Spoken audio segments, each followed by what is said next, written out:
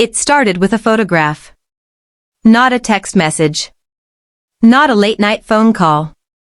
Not lipstick on a collar. The image arrived anonymously in my inbox on a rainy Tuesday morning while I was preparing breakfast. At first glance, I almost deleted it. But something made me stop. My husband, Daniel, stood in the center of the photo. Beside him was my younger sister, Emma. And between them were two newborn babies wrapped in matching blue blankets. Daniel's arm rested protectively around Emma's shoulders. They looked like a family. My hands began to shake. I stared at the image so long that the coffee pot overflowed onto the counter. There had to be an explanation. There always was. Or so I thought. For 12 years, Daniel and I had been married. We had built a comfortable life together. We owned a beautiful house, shared friends, celebrated holidays, and survived countless hardships. The only thing we never managed to have was children. After years of treatments, surgeries, and disappointments, doctors finally told me it was impossible. I cried for months. Daniel held me every night and promised that our love was enough. Now I was looking at a photograph of him holding twins with my sister. I called Emma immediately. No answer.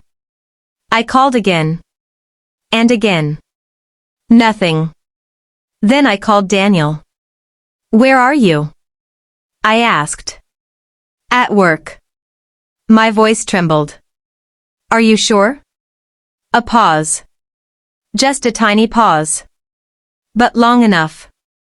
Yes, he said. I hung up. Something inside me had already shattered. 3 hours later I drove to the address attached to the photo's metadata. A small house on the outskirts of town. The curtains were open. And through the window, I saw everything. Emma sat on a couch cradling one baby. Daniel held the other. They were laughing.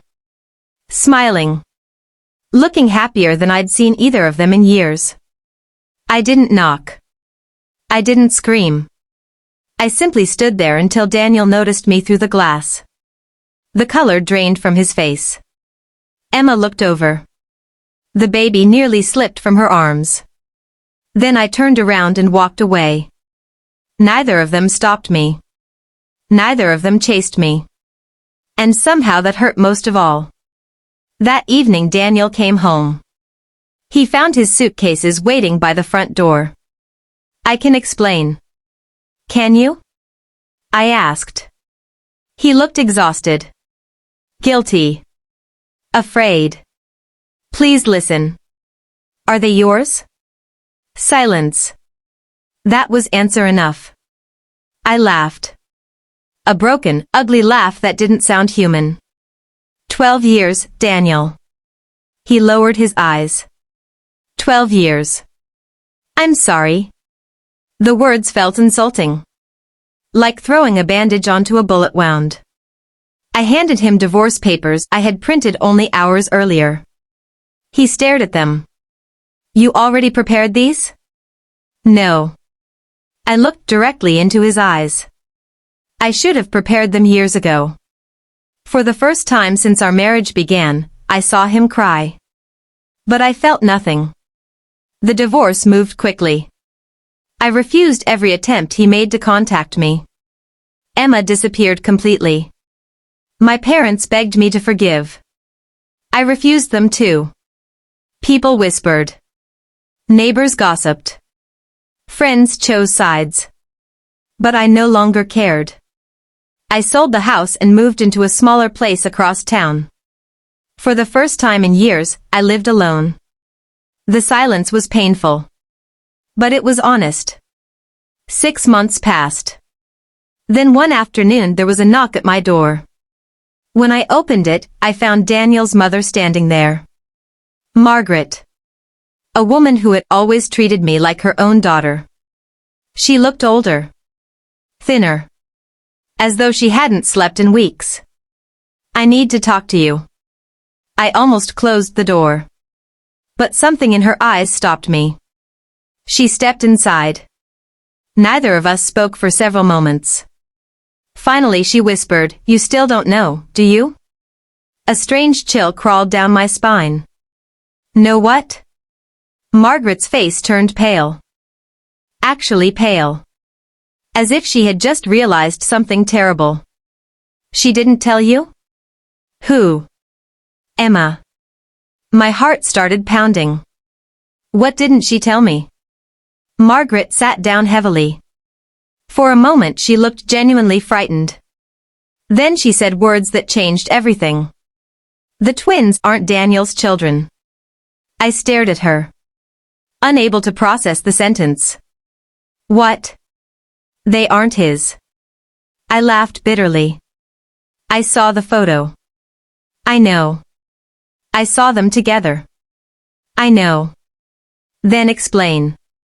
Margaret covered her face. "The twins belong to Emma." "Obviously." "No." She lowered her hands. "They belong to Emma and someone else." The room felt suddenly smaller. Then why was Daniel there? Tears appeared in her eyes. Because he was helping her. I shook my head. No. Yes. No. He was helping her hide. The silence that followed seemed endless. Finally I whispered, "Hide from who?" Margaret's answer came softly. "From the twins' father." A knot formed in my stomach. "What are you talking about?" Margaret looked away. "Emma got involved with a dangerous man." My pulse quickened. "He became violent after she got pregnant." I remembered Emma's sudden disappearances. The bruises she'd once claimed came from falling downstairs. The nervous way she changed subjects whenever relationships were mentioned. Details I had ignored. Details that suddenly mattered. "Daniel knew?" Margaret nodded. "He found out 2 years ago." I felt anger rising again. "And he didn't tell me?" "He promised Emma he wouldn't." "Why?" "Because she was terrified." Margaret reached into her purse. Then she handed me a thick envelope. "This is why I came." Inside were dozens of documents. Police reports. Hospital records. Restraining order requests. Photographs. Messages. Evidence. Years of evidence. My hands trembled as I turned the pages. Every document told the same horrifying story. Emma had been abused. Threatened. Controlled. And when she became pregnant, the violence escalated. The twins' father had sworn that if she ever left him, he would take the babies. Or kill anyone who helped her. I looked up slowly. Daniel knew all this? Every detail. I felt sick. Margaret nodded. He paid for her lawyers. I stared. He paid for her apartment. Another page. He attended court hearings. Another page. He drove her to doctor's appointments. I remembered all the times Daniel claimed he was working late. Business trips. Meetings. Conferences. Suddenly they made terrible sense. But one question remained. Why didn't he tell me? Margaret began crying. Because Emma begged him not to. That isn't enough. I know. No. My voice rose. It isn't enough.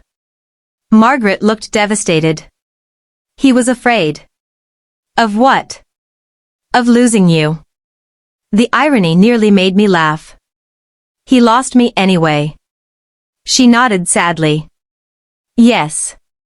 For days I couldn't think about anything else. The documents haunted me. Every memory felt corrupted. Every assumption uncertain. Had Daniel betrayed me? Or had he sacrificed our marriage trying to protect someone? I didn't know anymore. Then, 3 weeks later, Emma appeared. Standing outside my apartment. Holding both twins. The sight stole my breath. The babies looked healthy. Happy. Safe. Emma looked exhausted. Older. Broken. We stared at each other for nearly a minute before she finally spoke. I never wanted this. My anger returned instantly. You should have told me. She nodded. I know. You let me believe. I know. Tears streamed down her face. I thought if you hated me, you'd be safer. I froze. What? She looked down at the babies. The father kept watching everyone around me. My stomach tightened. He knew about you. Fear entered her voice. He knew where you lived. I felt cold. Very cold. Emma continued. If he thought Daniel and I were together, he'd focus on us. The implication hit me like a truck. No. She nodded. Yes. You let me think my husband cheated because you thought it would protect me? Fresh tears rolled down her cheeks. I thought eventually I'd explain. Eventually? I was ashamed. For the first time, I noticed how fragile she looked. Not guilty. Not manipulative. Terrified. A woman carrying years of trauma. A woman barely surviving. The anger I'd carried for months suddenly felt heavier. More complicated. Not gone. But changed. Then Emma handed me something. A letter. I found this after everything happened. I unfolded it. Recognized Daniel's handwriting immediately. The letter had never been sent. My hands shook as I read. Every page was addressed to me. Every page. He explained everything. The threats. The abuse. The danger. The impossible position he had been trapped in. At the bottom he had written one final sentence. If protecting your sister costs me my marriage, I'll live with that. But if telling the truth puts either of you in danger, I couldn't live with myself. I sat there long after Emma left. Reading the letter again and again. The next morning I drove to Daniel's apartment. I hadn't seen him in almost a year. He opened the door. Shock crossed his face. Then uncertainty. Neither of us spoke. Finally, I asked the question that mattered. Why didn't you trust me with the truth? Pain flashed across his eyes. Because every option was wrong. I couldn't argue. Maybe he was right. Maybe there had never been a perfect choice. Only terrible ones. We talked for hours. Then days. Then weeks. Slowly the missing pieces fit together. The affair I thought existed never had. The twins were never his. The betrayal I had built my new life around was based on a lie designed to protect people from a monster. Months later, authorities finally arrested the twins' father after he violated multiple protection orders and assaulted another woman. He received a lengthy prison sentence. The nightmare ended. At least legally. Healing took longer. Much longer. Daniel and I never remarried. Some wounds leave scars too deep for that. But we became friends again. Real friends. And for the first time in years, honesty existed between us. As for Emma, she slowly rebuilt her life. The twins grew stronger every day. And sometimes, when I visit them, they call me Aunt Lily and run into my arms. Watching them laugh, it's hard to believe how much pain surrounded their arrival. One evening, years later, I asked Daniel a question. Was it worth it? He looked toward the twins playing in the yard. Then smiled sadly. If I had to choose again, I'd protect them. I studied his face. The same face I once loved. The same face I once hated. And finally, after everything, I understood. The greatest tragedy wasn't that I divorced my husband. The greatest tragedy was that fear and silence destroyed a family that had spent years trying to save one another. And the greatest surprise wasn't discovering that the twins weren't his. It was discovering that the man I thought had betrayed me had actually been sacrificing everything, including me, to keep us alive.